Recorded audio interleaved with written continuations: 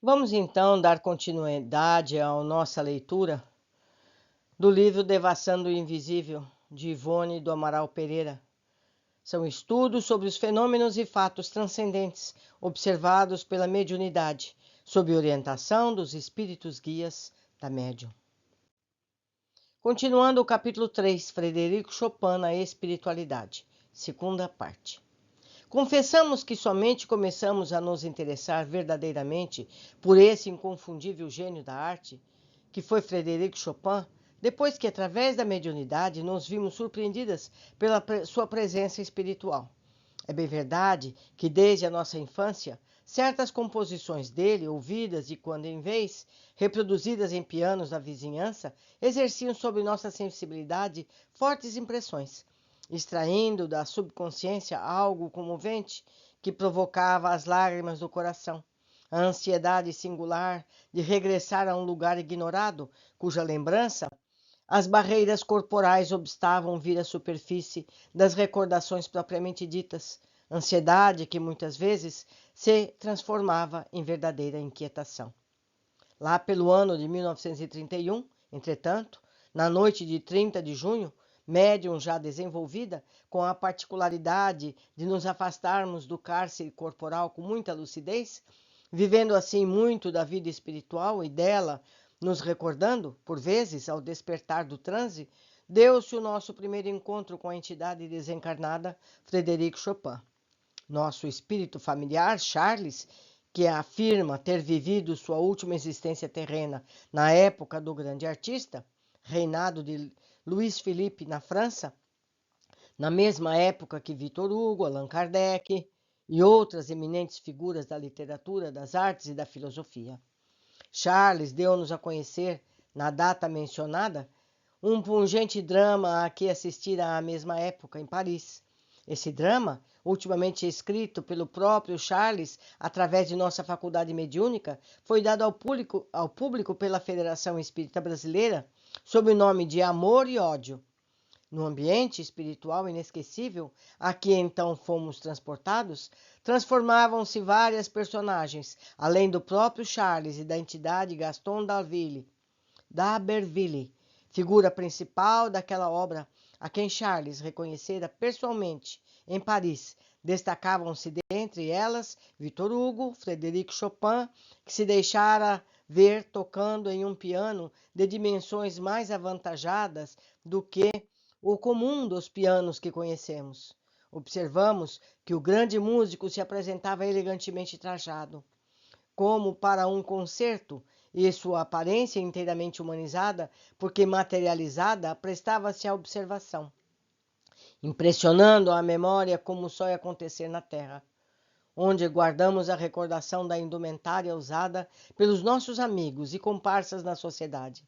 Assim sendo, recordamo-nos de que as calças que trajavam eram diferentes no tom do colorido da casaca, pois acusava nuances de azul mais pálido, estando como que salpicada de gotas de orvalho, traduzindo toda a indumentária à delicadeza característica do plano espiritual. Isto é, era visivelmente fluídica, ao passo que sobre toda a configuração do artista incidia um luzeiro azul, impressionante e lindo. À volta dele, enquanto tocava, tudo se transformava. Em vez do local azul, florido, paradisíaco em que nos achávamos a princípio, começaram a se esboçar lentamente até dominar toda a paisagem em derredor. Pobres árvores da terra, estradas tristes nas que nos são comuns, campos de cultura de cereais, nostálgicos como pincelados em tons amarelos e rústicos, destituídos daquela fecundidade vibratória própria dos ambientes fluídicos do espaço. Bosques torturados por algo indefinível, como confundidos vibratoriamente pelos malefícios terrestres. Casario modesto, lembrando pequena aldeia de padrão europeu. Tivemos a impressão de que fôramos insensivelmente transportados de regresso à Terra e que nos encontrávamos em local desconhecido. Olha só que beleza, meus amigos. Vocês perceberam o que aconteceu?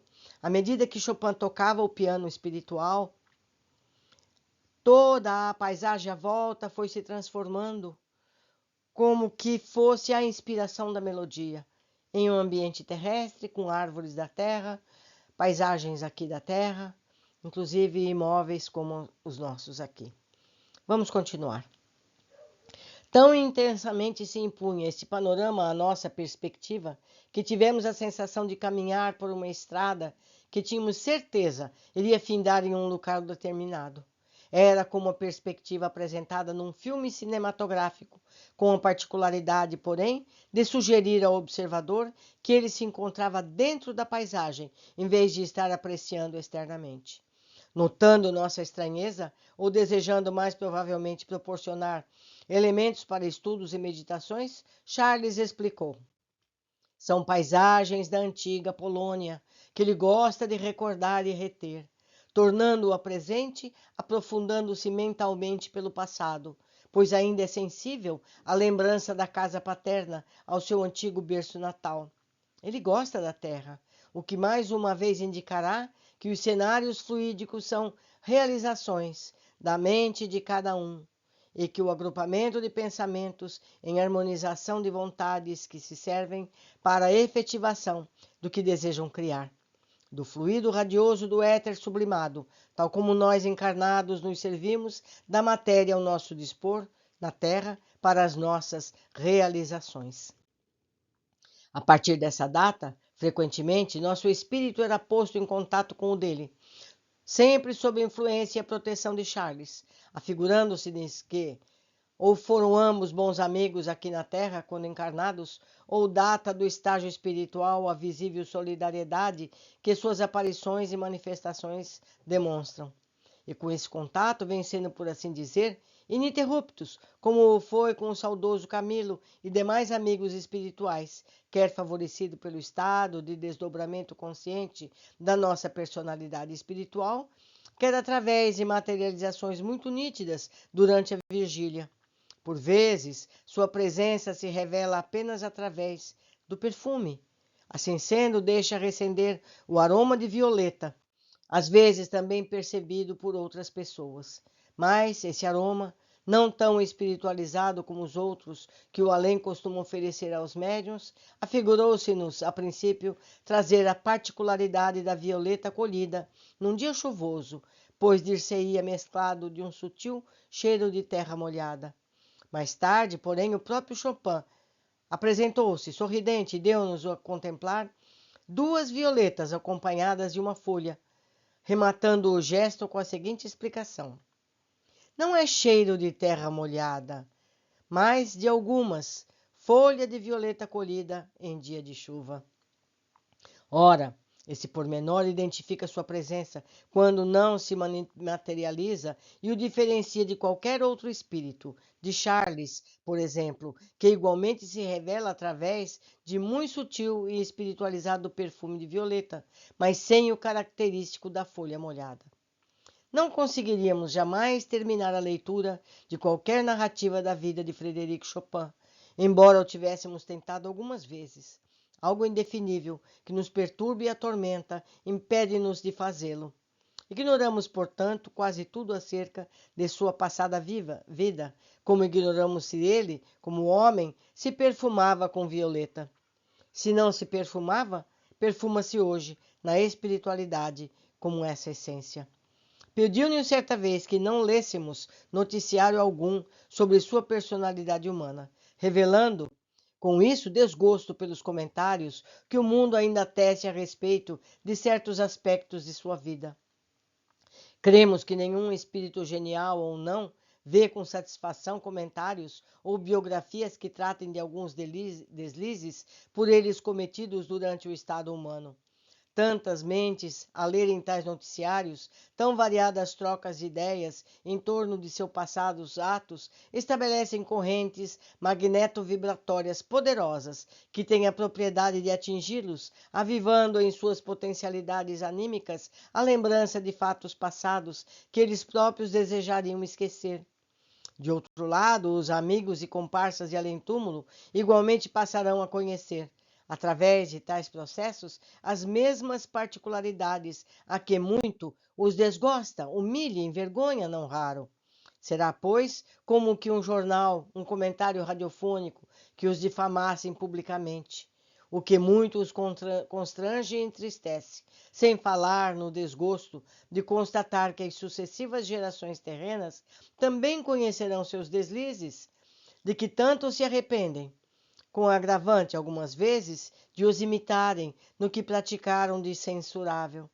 Assim, pois, os fatos que conhecemos da vida desse grande vulto são poucos, o que nos deixa mais liberdade para traçar estas páginas e submetê-las à apreciação daqueles que melhor os conheçam.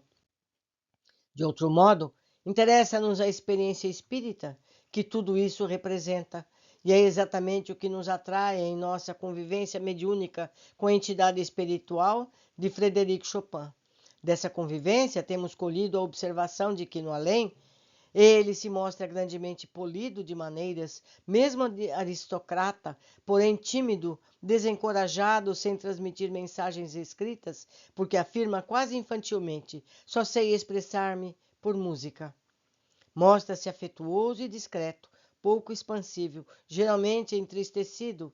Uma única vez vimos-lo sorrir. Essa última qualidade, a melancolia, parece ser predisposição natural do seu caráter e não motivada por provações ou recordações de vidas passadas. No entanto, já ouvimos chorar copiosamente, recordando sua última existência terrestre.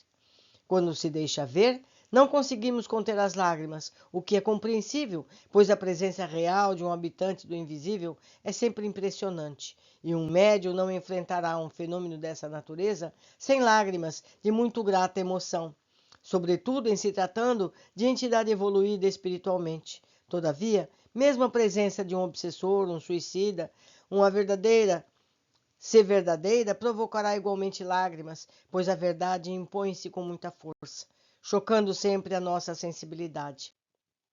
E Frederico Chopin nos tem suscitado lágrimas pela ternura com que nos trata, pela confiança que em nós deposita, o que, aliás, é comum no trato com espíritos amigos ou instrutores para conosco. Belo capítulo, não é, meus amigos? A gente percebe que Ivone teve uma vida com todas essas pessoas no passado. E agora, ela na Terra é porta-voz deles todos. Por hoje ficamos por aqui. Aguardo vocês no nosso próximo capítulo.